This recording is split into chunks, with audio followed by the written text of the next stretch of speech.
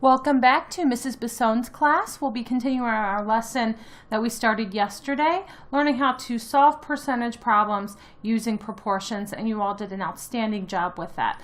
So you will need for this lesson a sharpened pencil with an eraser, a calculator, the guided note sheet that you'll follow along with and fill in the spaces as prompted in the video, just like you did yesterday. And headphones. Go ahead and pause this video if you need to go get any of these supplies and resume the video when you get back. So let's talk a little bit about proportions and the types of problems that you can solve using proportions. We're learning how to solve percent proportions, and you learned how to do this in the previous unit where you were learning to solve ratios. And I know a lot of examples were of scale maps and drawings, but you can actually use it to increase and decrease recipes like we did with the cookie recipes. I know we had a lot of cookie examples in the last test. And also finding the unknown side of similar figures and figuring out production rates based on a unit rate, and also solving circle graphs. And there are so many more applications that you can use proportions with in real life. So this is definitely something that you'll be able to take with you into high school and even afterwards, and be able to use throughout your adult life as well. What we're going to do is go ahead and review the questions that were on your exit slip yesterday. I did notice some simple mistakes that were being made, so I wanted to go ahead and go through those with you today. The first question was, what is 36% of $275? So what I'm going to do, my first step is, of course, to use the cube strategy that we've been using, and I definitely would love to see on your tests the cube strategy being used. And what we're going to do first is circle our numbers, and there we have 36%, and then we have $275. Then we're going to underline our question. So what is? And then our important words in this problem are, of course, the is and the of. So we're going to go ahead and set up the proportion. We have our fraction bars here. I'm going to go ahead and put is and of because that really helps me. And I know that 100 goes on the bottom. And the percentage always goes on the top left. So that's going to be 36%. Now I know this is where some of you were getting confused. If you write is and of before you even populate the fields with your numbers, this will be much easier for you. We know that of is connected to 275. So of goes on the bottom. So 275 will go on the bottom. What is, that's our variable because that's the question, that's the number that we're trying to find. So that's how you should have set up your proportion. And once you solve this using the butterfly strategy, and that would be 100x equals 36 multiplied by 275, and you know that you're going to be dividing both sides by 100, and then you should have gotten the answer of x equals 99. If you did not get that answer, please let me know and I will try to figure out where you went wrong.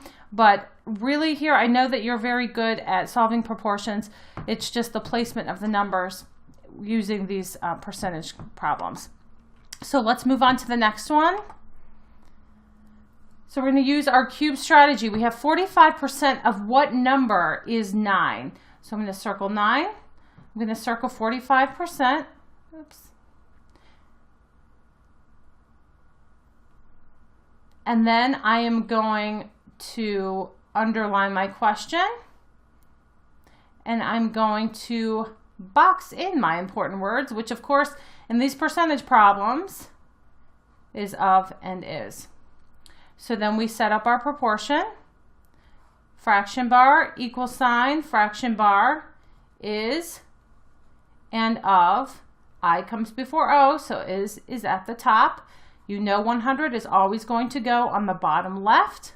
Your percentage goes on the top, and all of you were doing this correctly. So I know that you understand that the percentage goes there. So let's look at is and of. Is right next to this 9. They're connected, so they're friends. So you have to keep them together. So is 9. All right? So you know you have numbers in all of these. You know that your variable is going to go here. But of and what number? They're friends, so they're right next to each other. So when you solve this using the butterfly method, I'm not going to go through all the steps because I know that you are very good at solving proportions. You know that's 900, and you're dividing that by your coefficient 45. And for that second one, you should have got 20. So what that says is 45% of 20 is 9. To check this, and I always encourage checking your work, you will replace that variable with the number 20, and you should get, it should be an equality. These should be equal. Let's move on to the next one. This is just a review, so I'm moving kind of quickly. If you have any additional questions, please let me know. Okay, so we're going to use our cube strategy again because that really helps. Circling the numbers, we have 290 and 87. Our question is what percentage? And our important words are of and is. So we're going to set up the proportion. We have our fraction bar, the equal, and the other fraction bar there is and of. And if you want to write is and of on all of your problems on the test, that is fine with me. You know 100 goes there. Now this is interesting. We have what percentage. So we're not actually given a percentage here. So we know actually that our percentage is our variable. So that's going to be X. So we know that of is right next to 290 and is next to 87. So 290 and 87. And this is the part, and this is the whole. So you know the whole number is 290, the part is 87. In order to check this, you will replace your variable once you solve this. So you have 290x, when you use the butterfly strategy, 100 times 87.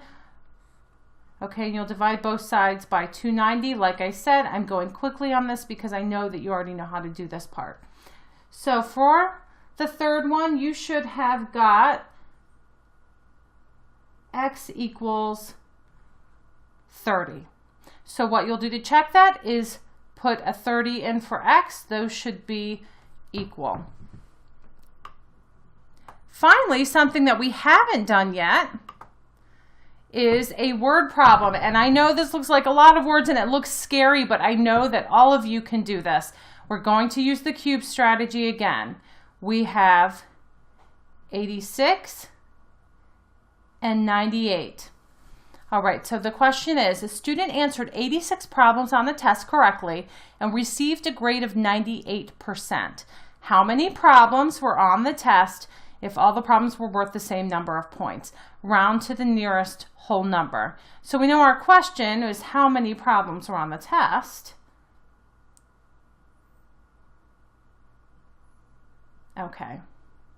So really, when you read this, you can say, okay, how many problems were on the test? That's going to be our whole.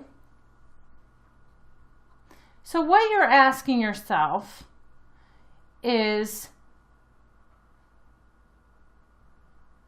what is the total amount? So you're trying to find your whole amount. So let's set up our proportion here.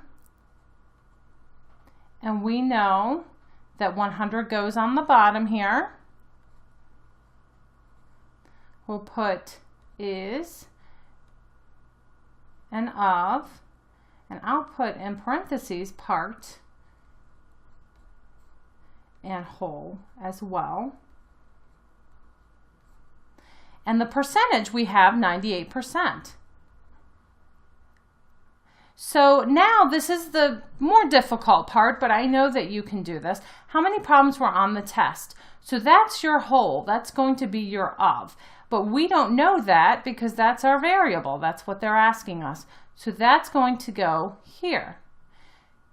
He got 86 problems correct. So a student answered 86 problems on the test correctly, received a grade of 98%. How many problems were on the test? So go ahead and solve this. I know that all of you can do this. We're going to divide both sides by 98. That's a pretty good grade to have on a test. Okay, so in this, you have x equals 87.755102. But you notice in the problem it says round to the nearest whole number. So we're rounding to the nearest whole number. We know that we have 87% here, and we look to our 10th place there, and we have a 7. So 5 or above, give it a shove, and we know that x is going to equal 88. So you should be able to put an 88 in for x, and it should be fine. So what this is telling us is that the student missed 2 questions on his test. He got a 98%. There were 88 questions on the test. He missed 2, so he got 86 of them correct, and he got a 98% on his test. So let's go ahead and start practicing. I will give you additional instructions as to the next activity that we'll be doing. Thanks so much.